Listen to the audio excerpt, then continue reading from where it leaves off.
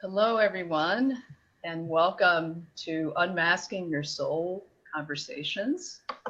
Happy New Year, and thank you for being here with us. I'm so grateful and honored to have my good friend Donna with us today, and I'm going to introduce her before we get into the meat of the conversation. Anumani, your modern day shaman and the best-selling author of Unmasking Your Soul, a transformational journey of truth, light, and healing. And today we're taking you on our own journey of unmasking. And let me introduce Donna to you. She's the founder of Resiliency Coaching and HR Consulting. She has an MS in HR Management as well as a professional certification in HR, PHR, and is a board certified life coach. Donna is a meticulous and dedicated HR executive with an extensive background and experience in coaching and counseling, motivational speaking, talent management, policy and procedure development, compliance training, and leave management. So Donna, welcome and thank you for being here with us today. Thank you, Eileen. It's my pleasure and my honor. I appreciate your invitation. Yeah, and I'm sure our audience is excited to hear about your story. But before we get into your story, let's talk a little bit about the definition of soul. I always like to level set our audience with that and just have them hear the definition that each person brings. And so today I'm going to ask you the same question. When you think about your journey and where you are, what does soul mean to you? Soul to me is the core of who you are. It's where your truth lives. Your soul is that one place that for nothing or for no one should ever be compromised. It's the place where you go back to find balance. And when things are going well or not going well, you go back there to kind of maintain the core of who you are. It's the place where you find your resiliency. Beautiful. And I think I've talked about soul before and totally agree that it is the core of who we are. And really the part of us that is expansive, that wants to guide us on this beautiful journey. And today we're talking about a journey of unmasking. And you've been through quite a bit in your life. So tell us about your own journey of unmasking and how you became this amazing resiliency coach and what it took to get there for you. Thank you. And it has been quite a journey. And I say my journey continues. Um, I would tell you that it's been a lifelong journey. I've been through, as you know, quite a bit, whether it's things personally or professionally. I think the thing that has brought me to the point of unmasking has been through my multiple diagnoses of cancer. I was diagnosed with cancer 3 separate times. And me being a bit hard-headed, it took me to my third time to say, okay, we're going to have to start removing these masks. And the one mask that I know I had to remove was my feeling of having to project perfection or that everything is okay. I smile all the time. I always say that smiling is my default. It's just who I am. But in the same vein, one of the things that I had to learn to do was also be honest with myself, with my pain, with the things that I've gone through. Um, One of the things I tell people is that, and I know it's going to sound not odd, but that cancer cured me. And when I say cancer cured me, I say cancer cured me of my need to be perfect, to be the perfect mom, perfect wife, to cancer cured me of my need to try to make everyone else's life perfect, regardless of how I was feeling. So a lot of the unmasking is just living in my authentic self, being who I truly am, good, bad, and ugly, scars and are. But most importantly, accepting that and embracing that. So tell us, when were you first diagnosed with cancer? The first diagnosis was when I was 28 years old. It was in 1998. And I had triple negative breast cancer in my right breast. And we had, I say we, because honestly, each journey has been a village. It's not me by myself. It's me, my husband, my family, everyone. But I had a lump removed from my breast. And then we had which was, cancerous, and we had 15 lymph nodes removed. I went through chemotherapy, Cytosin, and Adriamycin. So I was bald from head to toe.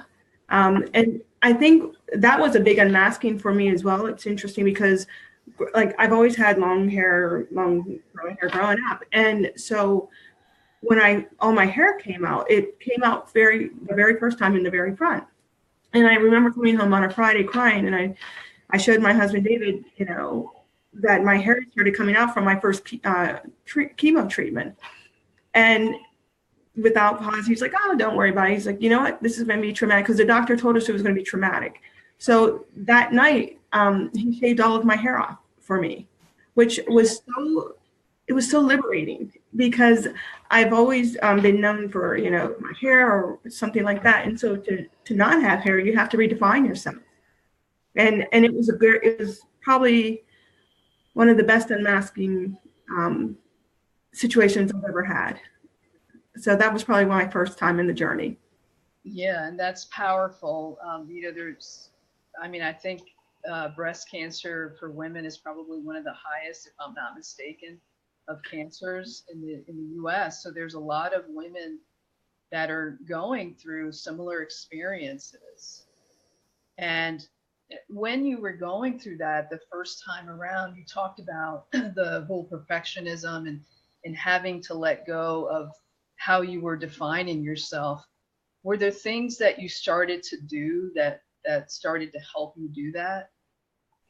In preparation of my losing my hair?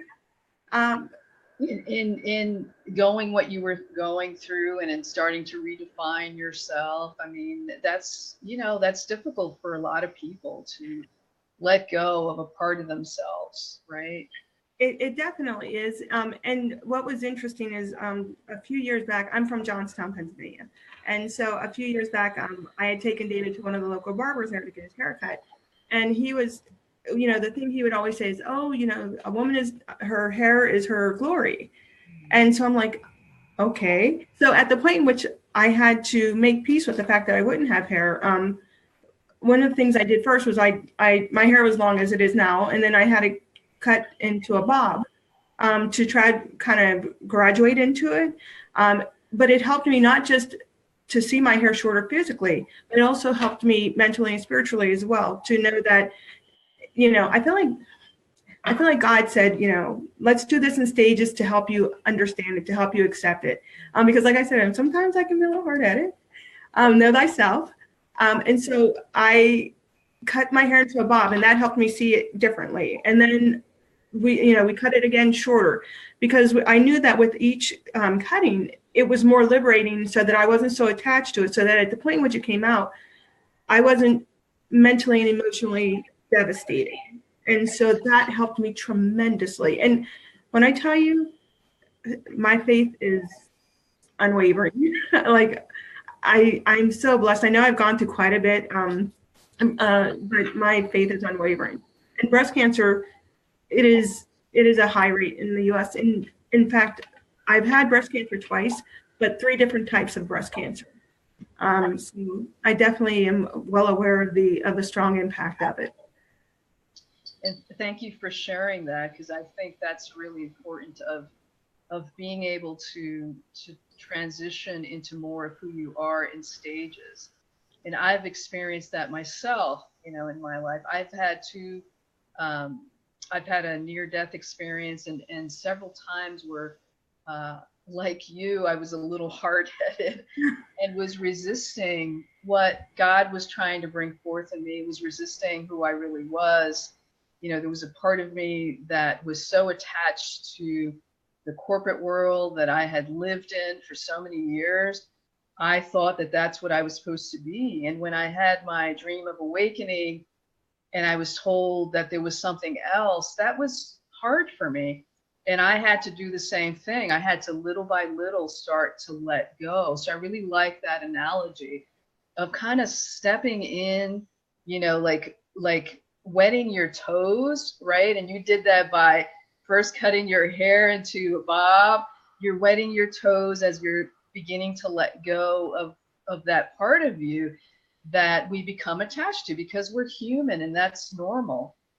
And we have to acknowledge that we have to sometimes take the baby steps, because it makes it easier for us to then accept and surrender. And the more we go through these trials and tribulations, it does make us stronger and create that place of unwavering faith. And that's a really important topic. Uh, with you having gone through what you did, talk a little bit more about what that unwavering faith looks like for you, because I think that's an important topic. I talk about, surrendering and faith, in my book, because it really is the core of what we're here to learn so that we can step more into who we are. So what did your journey help you become and practice in that unwavering faith that you talk So one of the things, I thank my mom for instilling faith in us from a young age. And I was raised Catholic, but in the same vein, I would probably say I'm more spiritual in nature. In my unwavering faith, I think it has manifested itself in the form of acceptance. And I would say to you, acceptance in the manner of accepting who I am physically in my transition, because a lot of times growing up, I was a cheerleader, I did pom-pom, the whole nine thing. I was defined by my outward appearance. I've gone through, I think I'm up to 23 surgeries now based upon having cancer 3 times. And so I've had to learn to accept the imperfection of having all these scars. But in the same vein, these scars have saved me.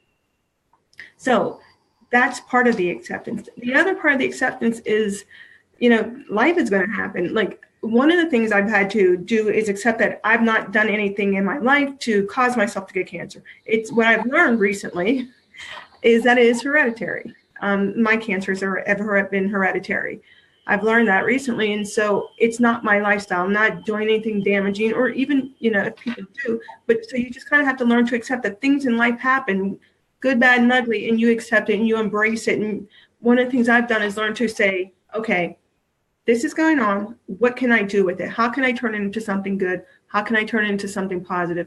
But more importantly, how can I use this to pay it forward mentally, physically, spiritually, to help other people? And that's part of my acceptance as well. Embracing that what I'm going through, nope, nothing I would at all sign up for, but how can I turn it into something that can enable me to be a better person and help other people? Beautiful. Thank you for that. And I just want to acknowledge that with, the 3 different types of cancer and having breast cancer twice, that I know that God has a plan for you. And I think you know that too. May I say something? So Sure. I've had 3 different types of breast cancer, but I also, so in 2013, I had a very rare form of salivary gland cancer also. So in total, I've actually had 4 different types of cancer. Breast cancer in 1998, salivary gland cancer in 2013, and bilateral breast cancer, again, 2 different types for the first time in 2015 and 16. So yeah, it's, and I still smile. I'm still blessed. Yeah, and I guess my point about all that is that sometimes we do have to be taken into what some people call the dark night of the soul, to feel the pain so we can stop resisting so much what we're here to do. It's scary to jump into the uncertainty of what that is, because we can't see it all, and we're not meant to. We're meant to, as you said, actually take those baby steps. And the more we take those baby steps, we start to see and look back and go, oh my God, look at where I am now. And this is where I'm supposed to be. And it is a journey every day, because we continue to expand and grow. But I just want to acknowledge that each of us has a purpose. Absolutely. And you have overcome some difficult situations in your life, and now you're in a different place. I know you recently made some changes in your life, which I want you to tell, our audience about. And you're now doing this resiliency, HR consulting, coaching people, um, helping people to transform their lives. So talk a little bit more about, that and how what you experienced helped you make those decisions, right? Because I'm sure they weren't easy to make. Well, first of all, thank you. I appreciate it. And yes, it's been a journey. So not just with my illness, and it's what you're saying. So each time I've had cancer, I've been in the corporate world since I got out of college. And I've had cancer, and I've been blessed that I'd worked for really good companies. But one of the last companies I worked for, a lady who was a dear friend of mine named Kim, she would tell me all the time, and actually another friend of mine, Renita, they would both tell me, okay, when are you going to leave here and start coaching? You're supposed to be, you're not even supposed to be here. Maybe that's why you're, going through so much, because you're not supposed to be here. You're supposed to be helping other people. And I would hear the call, but again, knowing myself, hard-headed, I'm like, no, I'm supposed to help people here in corporate America. It's okay. But then I'd say probably, I think it was in 2015, September, Kim invited me to go see Oprah in New Jersey. She had her tour, Living Your Best Life tour. And one of the things that she said is, you've got to live right now. You've got to live your purpose. You've got to be authentic. And I heard her. And ironically enough, a month later is when I ended up with the bilateral breast cancer diagnosis. And I was like, okay, God, I got you. This is what I'm supposed to do. So I left the company that I was working for. Immediately I signed up to get my certification for the life coaching. So I was doing the coaching on a professional basis, doing executive coaching. But I really love talking to the heart and the spirit of people. And even when I was in corporate America, and I know that probably you're not supposed to as an HR professional, but I would speak to the heart and spirit of people because that's what I always felt like I was called to do. So I immediately signed up to get my certification in life coaching, and I started my journey. I'm so thankful that I did. But again, being hard-headed, I went back into corporate America thinking I can conquer everything and I'm not a quitter. And it's funny because that was one of my other masks. I had to finally take off is saying, transitioning into your next phase of life doesn't mean that you're quitting something else. It means that you're ready for the next phase. And so in doing so, I have opened up my business, Resiliency Coaching. I am able to help people in transition. I get to help people and I start off helping people in their HR matters. And I feel like I'm blessed in that, their comfort level with me, I can help them with other things as well. But I'm also able to help people who have gone through cancer, any type of cancer, because, I think cancer is cancer, and it's a devastating thing. And I'm able to be blessed to help people say, look, I did it 3 times by the grace of God, go I, and you can do it too. And so I'm excited to start this phase of my journey and in helping people, whether in life or in professional or even in their health or illness journeys. I'm blessed to be able to help them. That's wonderful. So if you were you've talked about a couple masks. You talked about the mask of perfection, and you just talked about another mask that you had to let go of. So if you were to give recommendations to either, people who are going through cancer, and I believe that the body always gives us messages when we're not in alignment with where our soul is wanting to take us, right? I also got sick many times because my soul was trying to get my attention. Yeah. So what advice would you give somebody who maybe is going through something similar like you? They might have cancer, or they might have another disease, or they may be someplace where they know that they're supposed to be doing something else. How do they, what advice would you give in terms of starting to remove those masks and starting to take those steps that you talked about before? I think one of the things I would do is just to say, kind of stop for a moment, take off your cape because we all kind of think we're superheroes. Take off your cape of being perfect, put it on the side for a moment, and just learn to be at peace, learn to be still, learn to listen to yourself, to your heart and your body, and your. I cannot tell you how right that you are, in that when we don't listen to our minds, when we don't listen to our spirits, our bodies will talk to us in ways sometimes we just don't want to hear. But listen to it. And I think deep down, we all know that we have a calling. Deep down, we all know that there's something that we're supposed to do. And even if you are where you're supposed to be, there are different phases to your journey. So listen to it. And if you need help, talk to people about it. That's why I became a coach, so I can talk to people and help them through their journey and help them reveal to themselves what they should do or where they're supposed to be, because it's not easy. I'm going to tell you, I am smart enough to talk myself out of anything. So, that's not always a good thing.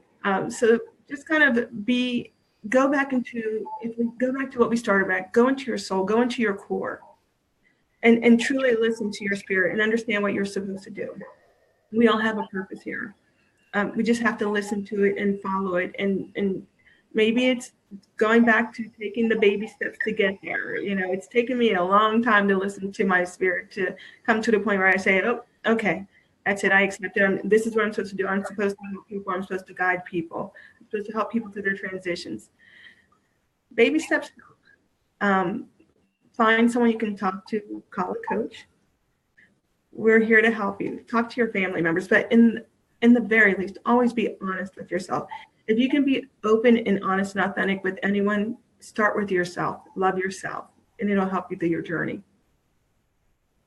Wonderful. And I'm going to get more into the loving yourself, I think, at the end of this, because I believe that, you talked about a core area for all of us, which is self-acceptance and self-love. It's so important to our well-being and really being able to step into who we are.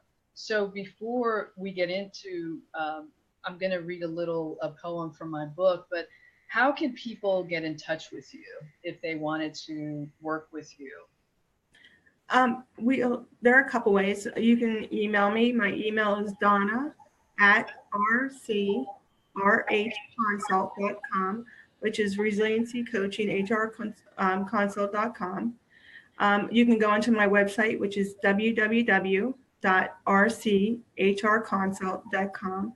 And through my website, you can email me. There's my phone number. And also I have a Facebook page, which is Resiliency Coaching and HR Consulting.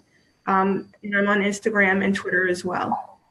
I would welcome anyone to please contact me. Wonderful. And I will put that underneath the video when we're done here. Anything else that you'd like to leave our audience with? Any last piece of advice or anything that your spirit is wanting you to say in this moment? I think a big thing, and I try to share this with my kids, and I remind myself every day, you have to start by loving yourself. I cannot tell you how important that is. You've got to love yourself, and if you love yourself, that enables you to love others better. I don't think that you can truly love other people until you love yourself. And I'm not talking about the superficial, my hair looks great kind of love. I'm talking about I love me, scars, bad moods, goofy, all of you. Love all of who you are, because all of who you are is a beautiful thing. And one of the things I always say is I am at my best when I'm in service to others. So even when I do find myself like in one of the bad moods, I know the easiest way for me to get out of it is to help another person. So I would say to you, love yourself, and it enables you to help and love others. Beautiful. And that's a wonderful segue into what I'm going to read. So in my book, there's a poem at the beginning of each chapter, and this one's called God's Love for You. So I invite everyone to just take a breath into their hearts and just receive these words. As I look within you, I see a heart full of love, but one that bears pain as well. It is time for you to release that which holds you back. For within you is a spark of fire that is waiting to be embraced. It is time to love thyself as God loves you, unconditionally, with no shame, no guilt, but oneness with all of life.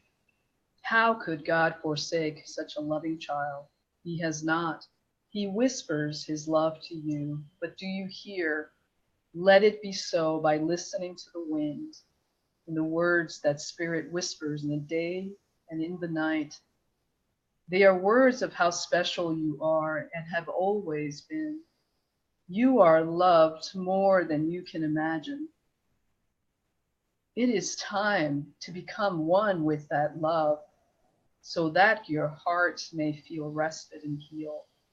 Remember that with God's love, anything is possible. And so today, begin anew and believe it to be so. It's beautiful. Thank you. And just reminding everyone that you are love and you are loved, and surrender to that part of you as we have spoken today, that when you do that, right, anything is possible. And we are both an example of that. And I'm very grateful for that and grateful for having you today, Donna.